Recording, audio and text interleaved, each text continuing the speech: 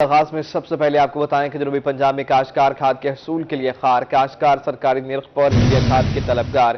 खाद न मिलने से पैदावार मुतासर होने का खदशा। किसानों ने कहा कि खाद सस्ती क्या हुई, मार्केट से ही गायब कर दी गई है। साउथ पंजाब के काश्तकार खाद के हसूल के लिए रुल गए। काश्तकार सरकारी निर्ख पर यूरिया खाद के तलबगार हैं। खाद न मिलने से पैदावार मुतासर होने का खदशा पैदा हो गया है। किसानों ने कहा है कि खाद सस्ती क्या हुई, मार्केट से ही गायब कर दी गई है। जनूबी पंजाब के काश्तकारों की मुश्किलात कम नहीं हो सकी। अली रियाज से मजीद जान लेते हैं। अली रियाज, बताइएगा, शॉर्टेज है यूरिया खाद की? जी बिल्कुल, चंद रोज कबल ही हुकूमत की जानिब से जो यूरिया खाद पर सब्सिडी के नाम पर 389 रुपये की कीमत कम कर दी गई थी और जो 50 किलो की यूरिया थैले की कीमत है वो 1768 रुपये मुकर्रर की। लेकिन अब ये फैसला वापस रिवर्स हो गया है और कहा यह जा रहा है कि जो नई सेटलमेंट है उसके मुताबिक यूरिया खाद की जो कीमत है 1850 कर दी गई है। तो इस सिलसिले में हमारे जो काश्तकार है वो क्या समझते हैं कि ये कीमत जो है उनको में उनकी क़ुव्वत ख़रीद में है भी या नहीं, और आया कि यूरिया खाद मिल रही है भी या नहीं। तो ये भी सवाल तो बात करेंगे। यहाँ पर फार्मर्स मौजूद, उनसे पूछे क्या कहना चाहेंगे यूरिया खाद दोबारा से 1850 की मार्केट में सर खाद जो है ना सर उन्हें शार्ट कर लिया है। इस वक्त हमारा काश्तकार बहुत परेशान है, उसको कोई बोरी नहीं मिल रही और उन लोगों ने स्टोर कर लिए और खाद का बहुत बड़ा इशू बन चुका है। तो हमारा गवर्नमेंट से मुतालबा है कि फिल फौर काश्तकारों को खाद मिली जाए और रेट पे मिली जाए। रेट इस वक्त जो है ना 1800 कुछ रुपए है, बाहर 2600 मिल रही है। खाद का खासा मसला है तो और काश्तकार मुझे उनसे पूछते, आप बताएगा आपके खेत की क्या सूरत हाल है, खाद मिल रही है आपको? नहीं, हमें खाद नहीं मिल रही। हमें तो तकरीबन 6 महीने से जो है ना सिर्फ 2 बोरियां मिली थी पिछले साल, वो भी गंदम में। अभी तक हमें खाद मिली ही नहीं है।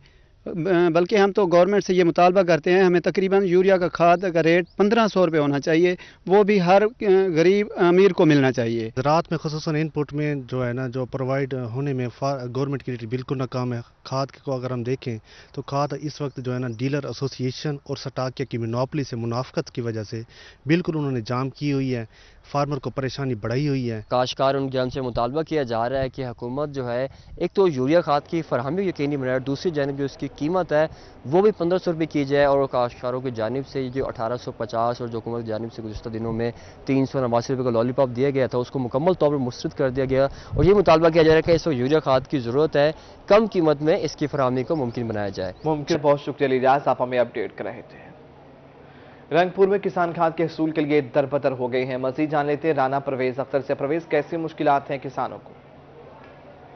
जी बिल्कुल, हुकूमत पंजाब की हदायत पर खाद की फराहमी के लिए सेल्स पॉइंट तो बना दिए गए हैं और यहाँ पर जो है सरकारी नर्स पर खाद भी फराहम की जा रही है। अब मगर किसानों का कहना है कि यहाँ पर एक शनाख्ती कार्ड के अवज़ जो है एक खाद की बोरी दी जा रही है, जो कि नाकाफ़ी है और गर्मी में जो है वो लाइनों में खड़े होने पर मजबूर है। बात करने के लिए मेरे साथ इस वक्त कुछ किसान भी मौजूद हैं, इनसे जानते हैं। सर बताइएगा कि खाद के असूल के लिए आए, क्या परेशानी, क्या कहेंगे? जी भाईजान, मैंने 20 एकड़ मूंजी लगानी थी, मुझे 10 बोरियां यूरिया खाद चाहिए थी। मैं आया हूँ इधर, सुबह से कतारों में ठहरे हैं। एक बोरी मिल रही है शनाख्ती कार्ड के ऊपर। हमारी हुकूमत से यही अपील है कि हमें खाद मिली जाए। अब तो कोई बुरान भी नहीं है, हमें खाद देना चाहिए इनको। और हम बहुत परेशान हैं, सुबह से आए, नाश्ता भी नहीं किया, यहाँ पे कतारों में ठहरे। जी जी, आप बताएंगे खाद आपको मिली है, किस रेट पर मिली है, क्या कहेंगे, क्या शिकायत है? जी, मुझे अभी तक खाद नहीं मिली। तकरीबन 1850 रुपये रेट बता रहे हैं और दूसरा सुबह से आए थे 7 बजे से अब तक खाद नहीं मिली। काफ़ी रश भी है और खाद का भी बड़ा मसला बना हुआ है। बस ये हमारी हुकूमत से अपील की जाती है, खाद को आम किया जाए, हम किसानों को खुशहाल किया जाए। जी बिल्कुल, शहरियों का यही कहना है कि खाद की फराहमी यहाँ पर जारी है और जो है वो यकीनी बनाया जा रहा है। राना परवेज अख्तर, आपका शुक्रिया, आप हमें अपडेट कर रहे थे। खानेवाल में खाद का बहरान शिद्दत इख्तियार कर गया है। यूरिया खाद की दम दस्तियाबी से काश्तकारों की मुश्किलात में इजाफा हो गया। नदीम मुगल से जानते हैं। जी नदीम। खानेवाल और गिरतो नवाब में यूरिया खाद का बहरान शिद्दत अख्तियार कर चुका है। काश्तकारों को मुश्किलात का सामना है, सुबह से लंबी कतारें लग जाती हैं और दर्जा हरारत की बात की जाए तो 45 सेंटीग्रेड दर्जा हरारत में ये काश्तकार सुबह से लाइनों में लगे दिखाई दे रहे हैं। किन मुश्किलात का सामना कर रहे हैं इनकी ज़बानी जाने के हवाले से बताएगा कि दर्जा हरारत की बात करें, बहुत ज़्यादा गर्मी है, सुबह से लाइनों में लगे हैं, खाद नहीं मिल रही, क्या कहें? सर आज तो चलो फिर भी लाइन लगी हुई है। कल हम सुबह 6 बजे के आए, 12:30 बजे गए और ये आते रहे जाते रहे और आदमी कभी लाइन में लगे, कभी बैठ जाएं, कभी कुछ। यहाँ खाद एक गट्टू भी कल नहीं मिला। ठीक है, इनकी आप ही आपस में ही कशमकशी रही है। ठीक है, और अभी हमारे पास कार्ड नहीं, हमारे पास शनाख्ती कार्ड है, उसकी नकल है। एक गट्टू खाद का चाहिए वो भी नहीं हमें मिल रहा, और यहाँ से भी नहीं मिल रहा, बाहर से भी कहीं से नहीं मिल रहा। एक बैग यूरिया खाद का नहीं मिल रहा है, ये बताएं कि फसलों की क्या सूरत हाल है जब यूरिया खाद नहीं मिल रही? फसलें मुतासर हो रही हैं। हमारा आधा मुरब्बा ज़मीन का है और हमें 1 गट्टू 2 गट्टू मिल रहे हैं। वो बताएं हम किधर क्या करें उसका? जी क्या करें, काश्तकार खासे परेशान दिखाई दे रहे हैं। खाद डीलर मौजूद हैं, इनसे जानते हैं। मुगल आपका शुक्रिया। लिया में खाद बहरान के खात्मे के लिए डिप्टी कमिश्नर शहबाज हुसैन मुतहरिक हो गए हैं। डिप्टी कमिश्नर का डिप्टी डायरेक्टर ज़राअत के हमरा वेयर हाउस का दौरा। डिप्टी कमिश्नर ने वेयर हाउस में खाद के स्टॉक को चेक किया है। जाहिद सरफराज से जानते हैं। जी जाहिद। जी बिल्कुल जी, जिला भर में सरकारी निरखों पर खाद की फराहमी के हवाले से डिप्टी कमिश्नर लिया शहबाज हुसैन इंतहाई मुतहरिक दिखाई देते हैं। इस बात की तो आज deputy commissioner Shahbaz Hussain ADCR इसके साथ साथ डिप्टी डायरेक्टर ज़राअत मियां गुलाम यासीन वांदर कमरा जो यूरिया खाद के वेयर हाउस है वहाँ पर उन्होंने उनका दौरा किया, उनको चेक किया। उसके साथ साथ जहाँ पर खाद का जो जखीरा था उसकी जहाँ पर ब्रीफिंग भी ली गई। डिप्टी कमिश्नर साहब से बात करें सर, इस विजिट का क्या मकसद है सर? बिस्मिल्लाहिर्रहमानिर्रहीम। मैं गवर्नमेंट ऑफ पंजाब की chief minister Punjab, chief secretary और कमिश्नर साहब की तमाम गवर्नमेंट इस वक्त फर्टिलाइज़र के लिए मुतहरिक है, इसलिए कि हमारे फार्मर को फर्टिलाइज़र गवर्नमेंट के नरहा पे अवेलेबिलिटी उसकी इंश्योर करवाएं। आज उस सिलसिले में मैं वेयर हाउस है जो हमारे FFC का यहाँ पे आया हूँ। अख्तर साहब इनके सीनियर सुपरवाइज़र हैं, उनसे बात हुई है। यहाँ पे तकरीबन 5000 से ज़्यादा यूरिया बैग मौजूद है और इनकी तरफ से कोई ये कदर नहीं लगाई गई कि हम DAP साथ लेंगे तो फिर हम यूरिया की सप्लाई देंगे। तमाम डीलर जो आता है पैसे अपनी बुकिंग कराओ, यहाँ पे फर्टिलाइज़र अवेलेबल है। तो हम इंशाल्लाह आने वाले दिनों में FFC की तरफ से हमें भरपूर तामन की इन्होंने यकीन दहानी करवाई है और इंशाल्लाह यूरिया की सप्लाई को मार्केट के अंदर इंश्योर करवाएंगे। जो यूरिया की सप्लाई जो है वो यहाँ पर जायज़ रहेगी। सर आप बताइएगा कितना यहाँ पर आपके पास स्टॉक मौजूद है और इसको कितना बेहतर बनाया जा रहा है सप्लाई को? बिस्मिल्लाहिर्रहमानिर्रहीम। हमारे पास यूरिया का जो स्टॉक है उस अपना 500,000 से प्लस है और इसके अलावा DAP भी हमारे पास अवेलेबल है। जो भी डीलर आता है हम उसको DAP के अलावा जो भी आदमी यूरिया लेना चाहता है यूरिया का हम उसको उसकी रिक्वायरमेंट के मुताबिक हम उसको अवेल कर रहे हैं। अच्छा बिल्कुल, डिप्टी कमिश्नर यहाँ पर डिप्टी डायरेक्टर ज़राअत को और तमाम अफसरान को इस बात की भी हिदायत की है कि जहाँ से जो स्टॉक रवाना होता है या जो डीलर जहाँ से स्टॉक लेकर जाता है तो उसका भी चेक एंड बैलेंस रखा जाए, चेक एंड बैलेंस रखा जाए खाद का। जाहिद आपका शुक्रिया। कमिश्नर आमिर खटक का यूरिया खाद फरोख्त पॉइंट्स का दौरा, गोदाम का दौरा किया। कमिश्नर आमिर खटक ने रिकॉर्ड स्टॉक और रजिस्टर्स को चेक किया है। कमिश्नर ने मार्केट में नोटिफाइड पॉइंट्स पर खाद की तलब और रसीद का भी जायजा लिया है। कमिश्नर की शहरियों से मुलाकात, मसाइल बारे दरियाफ्त भी की। आरडीएन में 300 फर्टिलाइजर सेल पॉइंट्स कायम हैं, 560 डीलर्स हैं। कमिश्नर मुल्तान का ऐसा बताना है। कमिश्नर की शहरियों से भी मुलाकात हुई है, मसाइल बारे भी दरियाफ्त किया है। डिवीजन में यूरिया खाद की कोई किल्लत नहीं है। मार्केट में किल्लत का बायस बनने वाले स्टॉक पर कार्रवाई की जा रही है। गरीब आदमी के लिए अपना घर बनाना मुश्किल हो गया। मुजफ्फरगढ़ में तामीराती मटीरियल की कीमतों में इजाफे के बाद शहरी परेशान है। मजीद जानते हैं आमिर ढोगर से। जी आमिर। जी बिल्कुल, अब गरीब आदमी के लिए अपना घर बनाना भी मुश्किल हो गया क्योंकि बिल्डिंग मटीरियल की कीमतों में 25 से 30% तक इजाफा हो चुका है। 1000 रुपये सीमेंट की बोरी का रेट हो गया, जबकि 215 रुपये फी किलो अच्छी क्वालिटी का सरिया फरोख्त किया जा रहा है। शहरी हमारे साथ बात करने के लिए मौजूद हैं। क्या कहते हैं जी, अब घर बनाना भी मुश्किल हो गया है? जी इस दौर में तो घर को बनाना तो क्या घर चलाना मुश्किल हो गया। इतना महंगा हो गया लोहा जो है ना जी, पहले जो है 180 रुपये किलो था, अब 220 रुपये किलो तक हो गया। सरिया जो है ना जी, सीमेंट का रेट 1000 रुपये की बोरी चला गया है। गरीब आदमी कहाँ से खरीदेगा? घर बनाना तो ख्वाब बन चुका है। अच्छा ये बताएगा कि बढ़ती हुई महंगाई से किस तरीके से मुतासिर हो रहे हैं? गुज़िश्ता साल की निस्बत इस साल बिल्डिंग मटीरियल में कितना इजाफा हुआ है? देखिए जी, पिछले साल मैंने घर बनवाया था तो TR में ले गया था 100 रुपये फुट, तो आज मैं पता करने आया तो मुझे 215 रुपये फुट मिल रही है, यानी कि 115 रुपये फुट इजाफा हो चुका है। देखो बंदा कैसे करे, जिस मकान की छत पे हमारा 30,000 रुपये खर्चा था आज वो 1 लाख रुपये खर्चा आ रहा है। तो गरीब तो नहीं बना सकता, हम घर का रोटी पूरी नहीं हो तो ये बिल्डिंग मटीरियल बहुत महंगा हो चुका है। तो गवर्नमेंट को चाहिए कि इसे कम किया जाए। जी बिल्कुल, बिल्डिंग मटीरियल है महंगा हो गया है। आमिर आपका शुक्रिया, आप हमें अपडेट कराए थे। मियांवाली में मुख्तलिफ इकसाम की दालों की कीमतों में इजाफा हो गया है। दालों की कीमत में 8 से 9 रुपए तक का इजाफा हुआ। दाल चना 160 रुपए से 170 रुपए किलो हो गई है। मजीद जानते अख्तर मजाज से। जी अख्तर। बिल्कुल, सराइकी ज़बान में कहा जाता है कि दाल ते निभे नाल। कहा जाता है कि दाल जो है बुनियादी तौर पे गरीबों की खुराक है और दाल भी 1 किलो के साथ 8 से 9 रुपए महंगी हो चुकी है। पेट्रोल की कीमत बढ़ने के बाद सारी चीजें महंगी हो चुकी हैं। कुछ शहरी हमारे साथ मौजूद हैं, कम्मा जी हमारे साथ मौजूद है, आपसे इस सवाल से बात करते हैं। माँ जी, आपकी काफी सारी उम्र है, क्या कहेंगी कितनी महंगाई हुई है? बेटा बहुत महंगाई हो गई, गरीब आवाम तो आलू और दाल भी नहीं खा सकते, क्योंकि जिसकी 600 रुपया दिहाड़ी हो वो क्या क्या करेगा। अगर उसके 4-5 बच्चे हैं तो वो क्या खाएगा, आटा लेगा, सौदा लेगा, साबुन लेगा, सर्फ लेगा, क्या करेगा। बेटा बहुत महंगाई है, कुछ खुदा के लिए महंगाई को कम करें। गैस बंदिश और बिजली के रेट्स बढ़ने से कारोबारी शख्सियात परेशान हैं। सदर Multan chamber of commerce and industry Khawaja Mohammad Hussain की गुफ्तगू, कहा पेट्रोल का रेट बढ़ना तो मजबूरी है लेकिन बिजली के रेट्स ना बढ़ाए जाएं।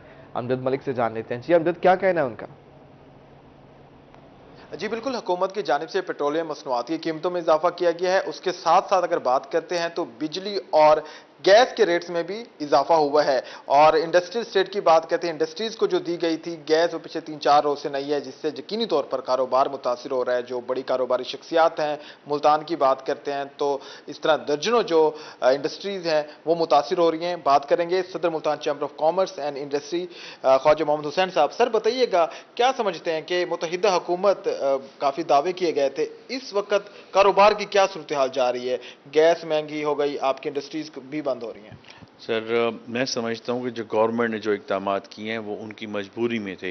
वो कोई भी गवर्नमेंट होती वो इक़दाम करती, लेकिन इसमें सिर्फ मुझे एक बात पे गवर्नमेंट को मशवरा देना चाहता हूँ मैं कि पेट्रोल का रेट तो आपकी मजबूरी है, लेकिन बिजली का जो रेट है उसको नहीं बढ़ाना चाहिए।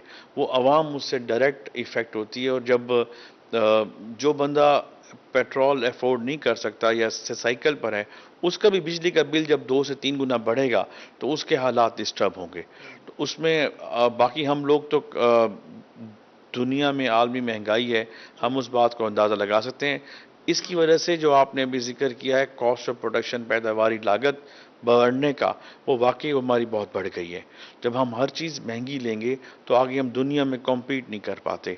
जब कम्पीट नहीं कर पाते तो जो दूसरे ममालिक हैं वो हमने जो कोविड में इतनी मुश्किल से उनकी मार्केट ली थी वो आहिस्ता आहिस्ता हमारे हाथ से दोबारा जा रही है। शुक्रिया। सदर Multan chamber of commerce and industry Khawaja Mohammad Hussain बात कर रहे थे, और इनको बहुत ज़्यादा उम्मीद है कि जो बजट अब मौजूदा हुकूमत पेश करेगी यकीनी तौर पर इससे जो कारोबारी शख्सियात का बहुत ज़्यादा ख्याल रखा जाएगा। इनके कारोबारी शख्सियात का ख्याल रखा जाएगा। अमजद मलिक, आपका शुक्रिया, आप हमें अपडेट कर रहे थे।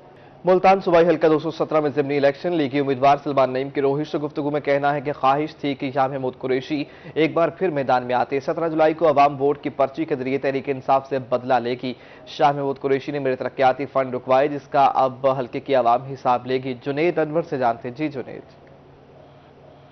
जी बिल्कुल, सूबाई हल्का 217 के अंदर ज़िमनी इलेक्शन मुस्लिम लीग नून के उम्मीदवार सलमान नईम जो है वो अपनी कैंपेन की हुई है, और सलमान नईम का दावा है कि इस वक्त जो इलेक्शन है वो जनरल इलेक्शन से ज़्यादा भारी अक्सरियत से जीतेंगे। सो हमारे साथ मौलूम से बात करेंगे। सलमान साहब, तकरीबन उम्मीदवारों का तयन हो चुका है, आपका मुकाबला एक दफ़ा फिर बाबुल कुरैश से है, क्या कहेंगे और क्या लगता है कि इस दफ़ा जीत है या कुछ अपसेट भी हो सकता है?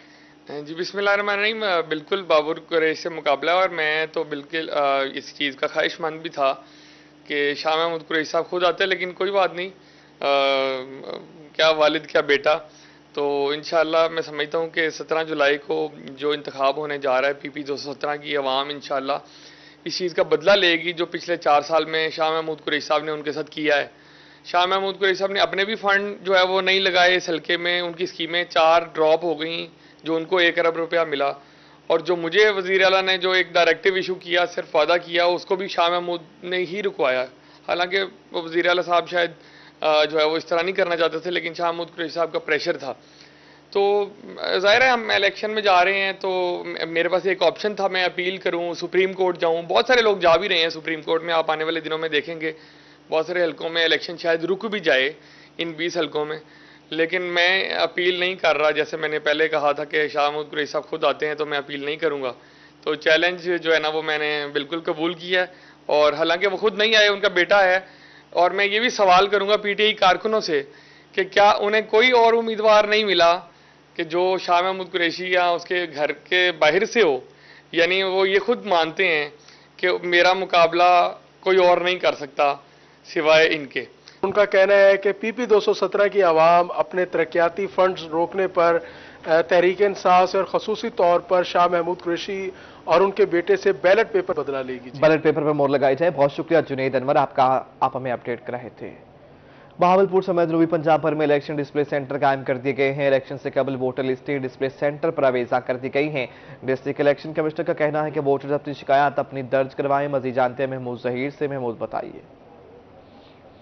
मुल्क में पुकार है इलेक्शन की, क्या इलेक्शन होगा, नहीं होगा, कब होगा, और उसके अलावा वोटर लिस्टें भी आजकल डेवलप की जा रही हैं। वो क्यों डेवलप की जा रही हैं, बेहतर क्यों की जा रही है, उसकी शिकायत के हवाले से इलेक्शन सेल या इलेक्शन कमीशन के जो दफ्तर है वो मुतहर्रिक है। इन तमाम बातों का सवाल पूछते हैं। बहावलपुर में डिस्ट्रिक्ट इलेक्शन कमिश्नर हैं अबरार जितोई साहब हमारे साथ मौजूद है। सर, पहले तो ये बताइएगा कि कब तक आप इलेक्शन देख रहे हैं पाकिस्तान में? तो वोटर लिस्टों के हवाले से अल्हम्दुलिल्लाह मैं आज और कल हम रीजनल इलेक्शन कमीशन के साथ विजिट किए हैं और अल्हम्दुलिल्लाह यहाँ पे 90+ % जो है वोटर लिस्टें हमारी बहुत एक्यूरेट हैं।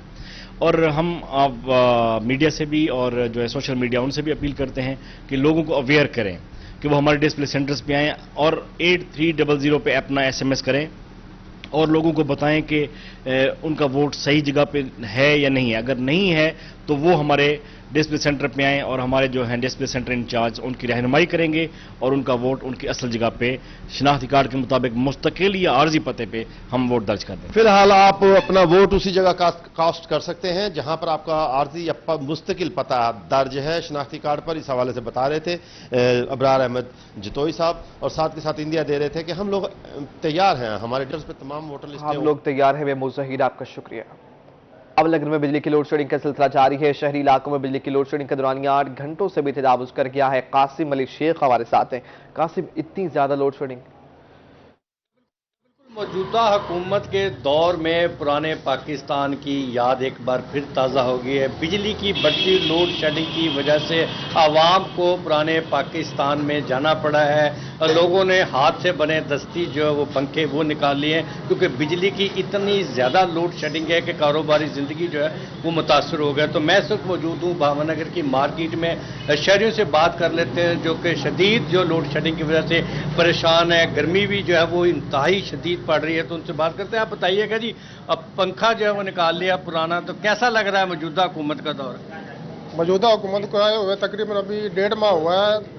मियाँ शहबाज शरीफ साहब से उम्मीद है कि इंशाल्लाह हालात बेहतर होंगे, लेकिन 1 घंटा लाइट आ रही है, 1 घंटा जा रही है।